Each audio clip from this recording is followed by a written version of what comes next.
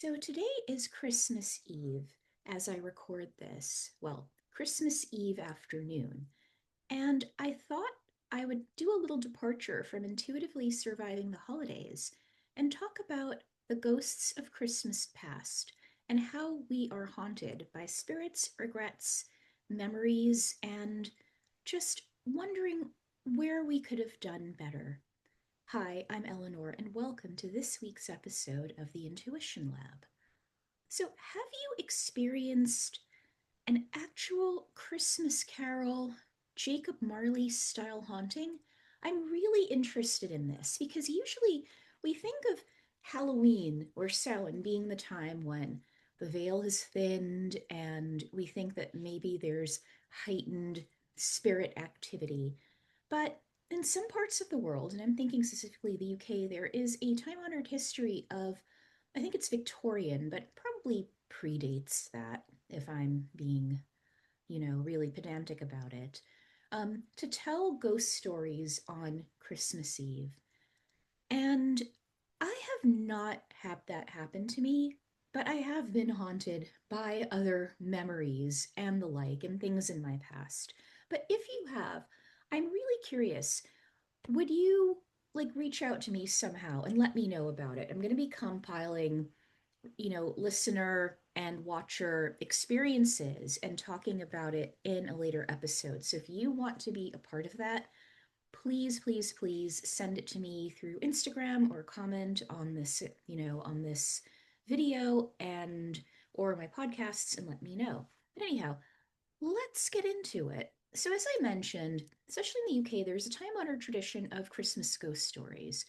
And I have heard about people experiencing visitations or hauntings, if you will, around Christmas. And I wonder, why do you think that is? I mean, for me, intuitively, I think it has something to do with the frame of mind we're in at the end of the year. Like maybe we tend to think about people, at least I do, who have gone before us. Or we might be in a melancholy state. Some people have been, let's admit it, drinking and using substances to get through the holiday period, which I think can make us a bit more energetically porous. Not a bit more, can make us far more energetically porous so that we're open to these sorts of things. And I mean, I really do wonder at that, but I'll talk about that a little more later. But let me talk about the other type of haunting. And specifically for me, I would say my hauntings are memory based. I think about my late grandmother, who really had a very important role in my life. I often say, and it's true, that I might not be here, if not for her.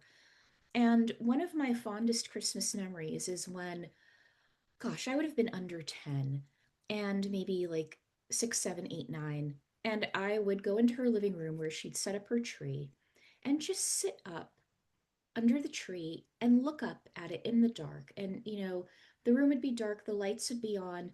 She had this light colored, like faux snow effect, sparkly tree skirt. And it was a short tree that she put up on a small dresser to elevate it because once she moved from up north to Florida, getting a live tree was just really expensive and kind of cumbersome. And I think she was done with all that bother. But I just remember sitting there and looking up at the little nativity she had under the tree, the gifts that were there, the gifts had been opened, and just feeling this warm, loved, safe, just magical feeling to all of it. And it also went hand in hand with she would go to services on Christmas Eve around midnight. And, I just remember that whole experience doing that with her.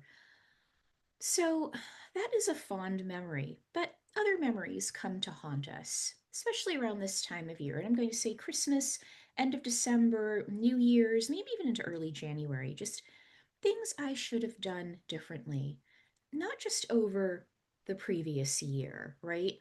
But every experience I've had that I wish I'd done differently seems to come back to haunt me around Christmas, or I'm haunted by a time in my life that has passed that will never be the same. Like, I lived in New York City when I was a teenager. I went to high school in Manhattan, and this was the late 80s, early 90s. And there was just a quality of life and energy, and that's true of any time period, that the city then was special in a way that it will never, ever be again. That time is past for so many reasons. I mean, just energy changes, the energy of a time period changes, which is why even people who are reenactors, they don't quite embody the spirit of the age because they are not of that age, or I'd say very few are. Now, maybe at some future point I'll talk about time travel or integrating energy from your past life into your daily life, you know, how it can manifest. Do you feel an affinity for a certain time period? But just recognizing that there are times in my life that have gone that will never be again, or when I was living on my own in my early to mid 20s, like what that felt like I will never be that age again. The city I lived in will never be like that again. Things can never be that way again, and it's not even nostalgia, it's just a recognition that some things are gone for good. you know um Regrets, I'm going to tie that into my memory. What do I wish I'd done differently? Are you haunted by regrets? I view that as obnoxious a haunting as a benign spirit who keeps knocking things off your shelf. But what of it? What about all of these hauntings, these strong feelings of nostalgia, a real yearning for the past?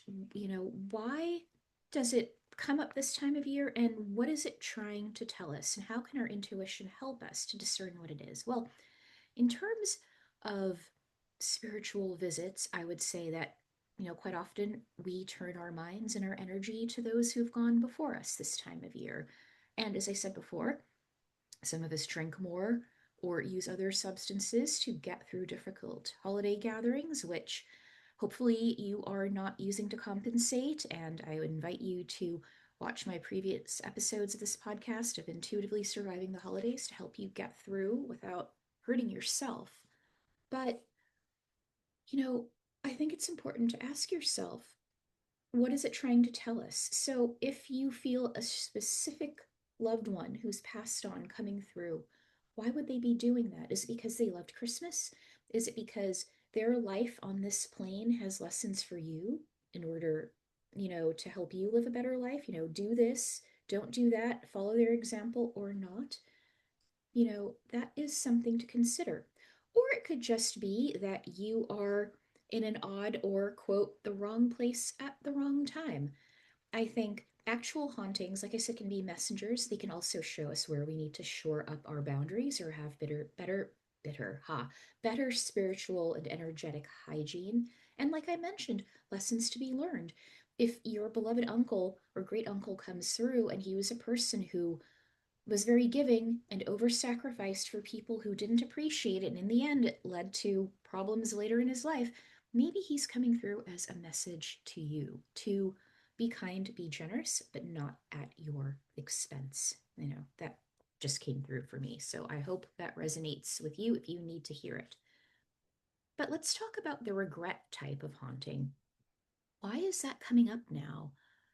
Is it the same regret you have this time every year? I mean, you can ask yourself, ask your intuition, tune in, why is this coming up for me now? And quite often it's because it's something we either need to come to terms with, make peace with, or release. Is it spurring you to action if every year you wish, oh, I wish I hadn't spent so much, or oh, I wish I had done meal prep, bought gifts, whatever it is you do earlier so that you're not trying to cram it all in before a certain date?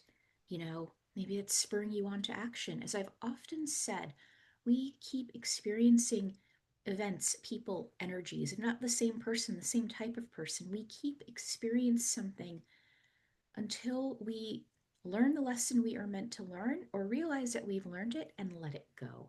So that could be part of the reason why you feel or haunted by regrets this time of year. And for many of us, I mean, I think I did an episode on this. In fact, I did. your new year doesn't have to start on January 1st. For me, it starts around my birthday in basically midwinter. Um, but for many of us, we've been conditioned to think that everything must be perfect and restarted on January 1st. So we can feel an immense amount of pressure, an immense amount of pressure to make changes to things that have been bothering us for some time. So I would say, unless you have a hard and fast true deadline for something, let the deadline go.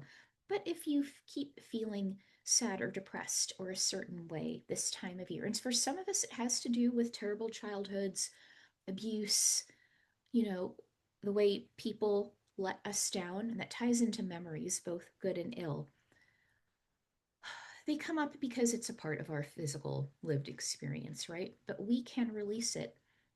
If you are haunted by Christmases past, of things that happened, as I sometimes am, I encourage you to get help for it, either talk therapy or herbal or medicinal therapy or things like EMDR to process that. Just because something was done to us or we were forced to experience something does not mean we have to hold on to it. Why should we continue to hurt ourselves for things that other people carelessly or hatefully did, right?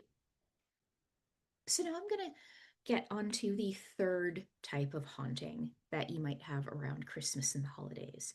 And those are memories, cherished memories, like my grandmother's Christmas tree. I missed that for so long, but then I realized I can infuse some of that magic, wonder, and energy into my life. It won't be the same because she is not physically with us anymore. That home is long gone, right? The building may even have been torn down for all I know. But I can put up a tree.